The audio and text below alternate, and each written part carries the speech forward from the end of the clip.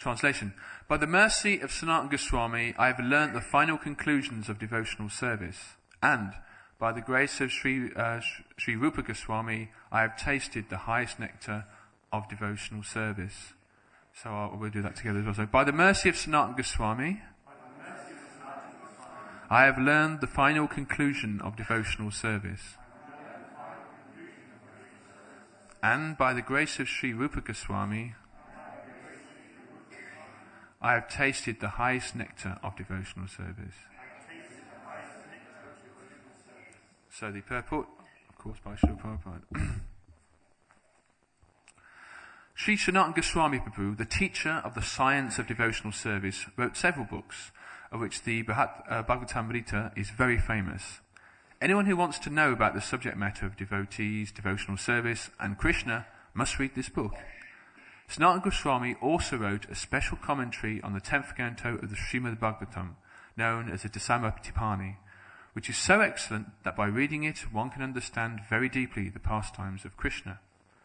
In his exchanges of loving activities, another famous book by Sanatana Goswami is the Hari Bhakti Vilas, which states the rules and regulations of all divisions of Vaishnavas, namely Vaishnava householders, Vaishnava brahmacharis, Vaishnava vanapras, and Vaishnava sannyasis. This book was especially written, however, for the Vaishnava householders. Srila Raghunath Das Goswami has described Sanatana Goswami in his prayer, Vilipala Kusha Manjali, verse 6, where he has expressed his obligation to Sanatana Goswami in the following words. Vairagara rupakti rasham ratnadne apayayam maham bishtum madham kipam buddhiyaya paradukaduki sanatantam bhavum asrayami. Translation. I was unwilling to drink the nectar of devotional service possessed of renunciation, but Sanatana Goswami, out of his causeless mercy, made me drink it. Even though I was otherwise unable to do so. Therefore, he is an ocean of mercy. He is very compassionate to all fallen souls like me, and thus it is my duty to offer my respectful obeisances unto his lotus feet.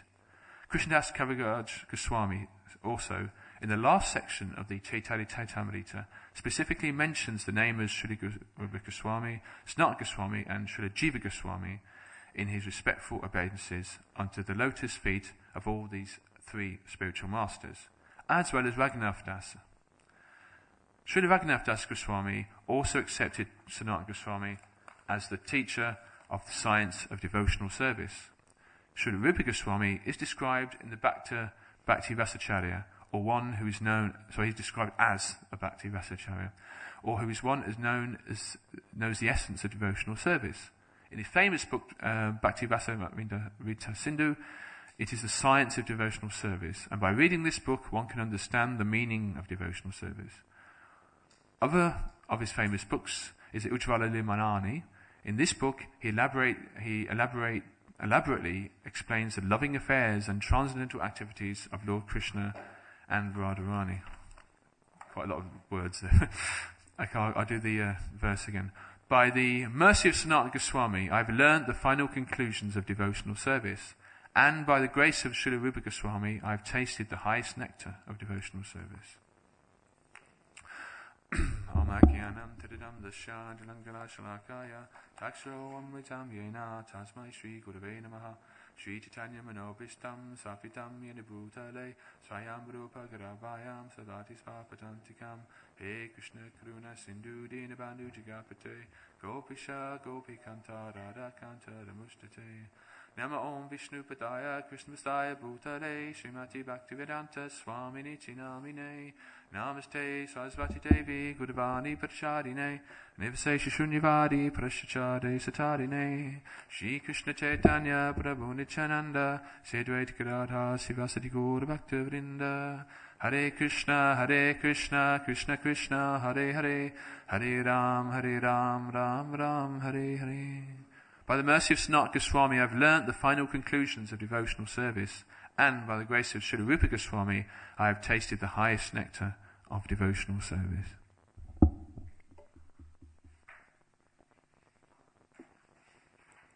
So I think this verse and this purport certainly concentrates really on the works of the Goswamis, particularly Rupa Goswami. And indeed we find that unlike a lot of other traditions, even within the Hindu world, we find the Gaudiya Vaishnavas are quite well known actually in the scholarly circles for not necessarily having one book and one book only that we have access to. We have several. Yes, we have certain books that we prioritize or we focus more on, in particular Srimad Bhagavatam, Bhagavad Gita. But actually, when we turn to the previous acharyas in our lineage since Lord Chaitanya, particularly at the Goswamis, we actually find there's actually a whole host of literature.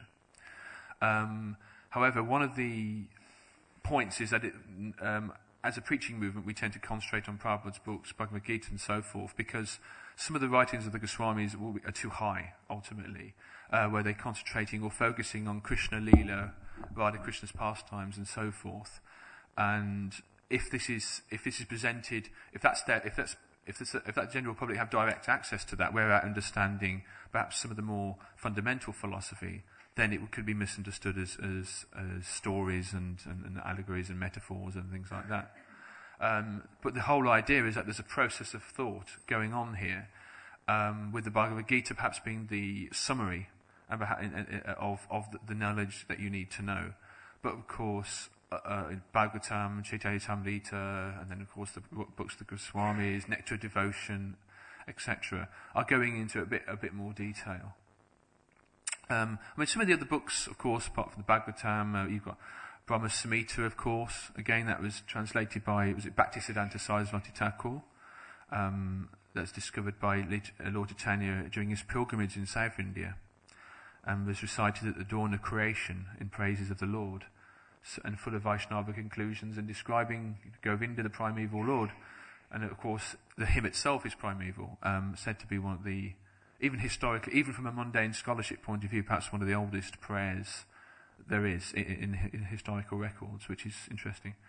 And Lord Chaitanya just found it. It's incredible, isn't it? Other books like Gita Govinda, Jayadev's work, respected poem presenting the amorous pastimes of Radha and Krishna in the springtime. Krishna Kalamrita, nectar for Krishna's ears, and then you got Bihad Bhagavatamrita. The reader is introduced with various philosophical conclusions, and Chaitanya Bhagavat, of course. So they've got the Chaitanya Charitamrita, which tends to concentrate more on the latter pastimes of Lord Chaitanya. But the first biographical work on Lord Chaitanya was by Vrindavan Das Thakur, who describes the early life of Lord Chaitanya Mahaprabhu. So there are others as well, but those are some of the most Nectar of Devotion as well, of course, which I'll talk about in a moment. So, of course, the whole Gaudiya tradition agenda, in fact, the whole lineage of Lord Chaitanya, is the philosophical conclusions are actually very important. We have to understand also that Lord Chaitanya Mahaprabhu himself took sannyasa initiation from a Mayavad sannyasi, but that was only because of the times and in order to add credibility to his preaching. But actually, of course, he was anything but a Mayavadi, because our conclusion, of course, is a Chintabheda Veda Tattva, simultaneous oneness and difference between the living entity and the Supreme Personality of Godhead. So this is how, in other words, we believe that the absolute truth is not merging into an impersonal Brahman. It is not merging into a void or any type of nothingness. However, our ultimate goal is to enter into the pastimes of Radha and Krishna and the gopis and cowherd boys, etc., the Vrindavan pastimes in Gloka Vrindavan. So therefore we understand that the absolute truth is full of variety, pastimes, relationships. And this actually, although we're not the only personalists, so to speak, in theological traditions, the Gaudiya tradition, we're actually quite known for focusing on that and understanding the Krishna Lila from a special insider's point of view, the personalism, and understanding that if the form and variety and relationships they exist in this world, even though they're faulty, they do exist in this world to some degree or another. Therefore, where does it all come from? Can all of what we experience come from nothingness or a void or an impersonal Brahmajyoti? No, we understand that what this world is a perverted reflection of reality. So that, in other words, mundane romance and so forth between male and female is actually a perverted reflection of the other side of the same coin of Radha and Krishna's pastimes. And i.e., it's there, it's here in the material world, but it's not in its purest form, which I think is quite interesting. But as I mentioned, the Bhakti Rasavinta Sindhu, or the ocean of nectar of devotion, as it would be in English, explains the spiritual aspects of devotional service, forms of Krishna, guidelines of behaviour, offences to the holy name, proper modes and methods of worship, rules and regulations, and deity worship, how to celebrate holidays and festivals, how to conduct spiritual ceremonies. But most significantly, the book helps one conduct loving service to the Lord. And of course, Prabhupada summarised this, is actually, of course, in The Nectar of Devotion, as previously mentioned. So that's another book out of many books we have access to. And Prabhupada actually gave us what we needed to have, because more intimate pastime, and this is very important actually, more, detailed, intimate pastimes between Radha, Krishna and the gopis in particular, is something which is not necessarily recommended for the general public or for the neophyte stage. How this type of thing will come naturally. The understanding of the transcendental nature and the true nature of these Krishna's pastimes will come naturally. Although it must be said that if we look at the 10th canto of the Srimad Bhagavatam, it's Krishna's pastimes are in the latter part of the Bhagavatam, and yet the first 9 cantos we're looking at we're looking at great previous kings and their spiritual journeys. We're looking at Krishna, the fighting of demons. We're looking at all kinds of different appearances of various avatars and the prayers and so forth. Actually, all this is in preparation for Krishna Lila by the 10th canto of the Bhagavatam. It's not that the Krishna Lila is the first canto. The reason being is that you're purifying your mind, you're purifying your heart and so forth, to understand and to get into Krishna's pastimes by the time you get to the 10th canto. It's actually described that when you look at Krishna's feet, it's like the first canto, and then when you work your way up, first, second, third, fourth canto, and when you get to his face, then you've got the 10th canto. But that's the most beautiful nectarian part. But you can't go straight to his face. Apparently when you take darshan of the deities, you look at Krishna's feet first, then you go up to his face like that. So similarly, that is how we study the Srimad Bhagavatam. If someone of course, someone might say, well, what about the Krishna book? This being the summary, of course, of the 10th canto. Why is that a separate book? And it's because Prabhupada knew he didn't have long time to go in his mortal body. And he knew this was it really needed to go out. And also, but actually, the idea of people seeing Krishna as a mundane fictional character or pastimes which are metaphoric or symbolic in some way is offensive to us. Therefore, what we do when we study, we understand. We understand we're not the body, first of all, and then we follow a process of devotional service, so that when we are exposing ourselves to Krishna Lila, we are actually seeing it in a non-offensive way, and we're getting the type of realizations which are conducive and helpful to our spiritual life, as opposed to being distracting or in any way mundane or misunderstood. But in the Nectar of Devotion, as in the work of Srila Prabhupada, of course, in particular, he concentrates on different rasas, different relationships that one can have with Krishna on the advanced level. In the introduction to the Bhagavad Gita, it actually describes different, one can be a conjugal lover of Krishna, one can be a parent, one can have the rasa of a friendship or neutrality. A lot of us are very familiar with these different relationships with Krishna. But Prabhupada also mentions in the introduction, it's only really advanced devotees that can begin to realize or to form these kind of levels. However, the information is there because we have to begin with the end in mind. So we can understand that. But the whole essence that is pulling all this together, or stringing these literatures together, whether it's the Nectar of Devotion, the Bhagavad Gita, Srimad Bhagavatam, Chaitanya Charitamrita, etc., and the works of the Goswamis, it's all about personal relationship. because the foundation of devotional service really is relationship.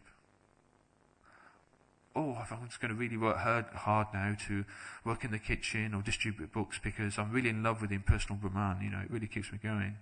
It's just not quite the same as when you're dealing with a person, because love, relationships involves people. So anyway, in the Nectar of Devotion, Prabhupada is writing here that the rasa of subordinate ecstatic love with Krishna, the devotees who always think of Krishna as superior are in a subordinate ecstatic love. To such a devotee, the concept of inferiority to the Lord is very prominent, and he rarely takes interest in any other kind of transcendental loving humour with the Lord. So it's understood this is not the highest rasa of Krishna. And it's also interesting because in Vaikuntha, as in the Vaikuntha planets, that part of the spiritual world which is outside of Goloka and Vrindavan, Krishna or Vishnu, Narayan, Lakshmi Narayan, is understood from a point of view of awe and reverence, where Lord Vishnu, Narayan, is presented on a throne, forearm, Vishnu form with a crown, and there's a sense of kingliness. There's a sense of, but at the same time, that's all very good, of course. But there's a distance there, isn't there, when compared with the much more intimate pastimes of Krishna. For example, in contrast to be Krishna's friend, described here, there are different kinds of laughing and joking conversations when you're Krishna's friend. An example of such friendly relationships with Krishna is, for example, described in the Krishna book, whereas Krishna would play games, imitate peacocks, with the cowherd boys, and even joke and all kinds of little things where Krishna one day had his eyes closed, his mouth open, and he thought the cowherd boys were going to give him a sweet. But because he had his eyes closed, they did a trick on him. So they put a flower in his mouth instead. But actually these kind of tricks are done by schoolboys even in this world, actually, or even brahmacharis, I imagine. In the ashram. God knows what you get up to in the ashram in these days. But no, seriously though, it's like these things actually happen in this world, but it happens in the purest original form in Krishna Lila. But to know Krishna as a friend, can you imagine that? How that would be, laughing and joking and running through the fields, looking after the cows with Krishna. Then, of course, there's the rasa of parenthood, where, like, for example, Mother Yashoda heard that Krishna's cows were being forcibly moved by the servants of Kamsa, and that the tender cowherd boys were trying to protect the cows. So Yashoda would think, how can I protect these poor boys from the invasion of Kamsa's army? Of course, this is an example of a sense of superiority over Krishna, which is also a bona fide rasa. Because a parent always cares for the child. Oh, I hope my child's not in trouble. I hope he's not getting into a fight. He's getting late. He hasn't come home for his meal. Oh dear, I'm very, very worried. This again there's a relationship there, and a very deep one, between mother and child, as personified here by Mother Yashoda. Of course, it's always understood, as the Goswamis would agree, that the highest rasa is actually conjugal love. That, of course, the relationship between the gopis and Krishna in Vraj, that's understood actually to be the centre of Goloka Vrindavan. Because even within Goloka Vrindavan, the spiritual world, there are different levels and different sectors and different groups, different people serving Krishna in their own way. So the relationship of conjugal love, the Lord and the young gopis exhibit this in different ways. Even then, there's variety. You see, there's a theme of variety going on all the time here. For example, glancing at each other, moving of the eyebrows, speaking sweet words and exchanging smiles. There's laughter, astonishment, chivalry, lamentation, anger and dread. Because, unfortunately, even Krishna gets henpecked by Radharani as well, just like a henpecked husband. There's no freedom from that, even in the spiritual world, it would appear. But of course, in its very much its purest form. So we can understand that we, as Vaishnavas, we're understanding that these pastimes are by no means mundane, and the relationship between the love that the gopis have for Krishna and vice versa, of course. What to speak of the relationship between Radha and Krishna? It is not tinged with sex desire or even mundane romance. It is Shri Shri Radha Gokulananda Ki Jai. Shri Shri Sita Ramkrishna Hanuman Ki Jai. Shri Gauditaya Ki Jai. It is not to be confused with mundane relationships or tinged with sexual desire. But that leads us to what the purport and the verse was saying. Srila Rupa Goswami compiled the Ujjvala Nirmani, from which one can understand to the fullest limits the loving affairs of Radha and Krishna. But as I said before, to give you an example, I was going through folio, and there's this Prabhupada is having this conversation with a professor, and it kind of summarizes, symbolizes in some way what Prabhupada actually thought of this particular scripture. And the conversation went like this. There's a professor going, so Prabhupada, have you translated also the Bhakti Rasamrita Sindhu? Prabhupada says, oh yes. Oh, all of it? Or yes, all of it. It is called Nectar of Devotion. Professor says, oh, what about the Ujjvala Nilamani? The Ujjvala Nilamani? And Prabhupada pauses. He gets a bit, and he says, Ujjvala Nilamani. No, Ujjvala Nilamani is not for general study. No, but it is for high advanced devotee. Have you read the Bhagavad Gita? So in other words, Prabhupada is here, is this professor who is not practicing anything, he's probably not even vegetarian or whatever. Prabhupada is actually quite keen to divert the conversation and understand that even mundane scholarship, or especially actually in some ways mundane scholarship, it should not ideally be exposed to this type of literatures. And what we're going to be doing, I'm going to be reading some of that type of material in just a moment, as we have some time left. But I'll move on quickly because I understand there's a wedding on, isn't there? So let's move on quickly. Anyway, the Ujjvala Nilamani, it deals exclusively with the subject of conjugal relationship with Krishna. Just like there are many sentimental poems describing the love between men and women in this world. However, the reading of this book will definitely astonish us as to what an exact and detailed study of the transcendental love of God. So what I wanted to do to finish off was to share with you something I've been reading recently, and that's some of the books actually by Shiva Ramaswamy. A lot of you may be familiar with the Venu Gita or the Naprayaham. And these are books Shiva Ramaswamy has composed based on the works of the previous acharyas, going from the Goswamis up to Bhaktivinoda Thakur, actually.